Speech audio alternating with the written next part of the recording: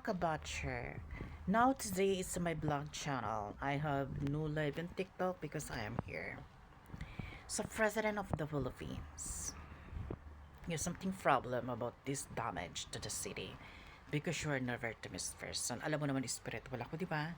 You know, don't ignore for the earth problem or temperature other storm. It's not because this is the world is power. Alam mo naman natin, kada may likha ng earth natin, pati buhay natin, di ba?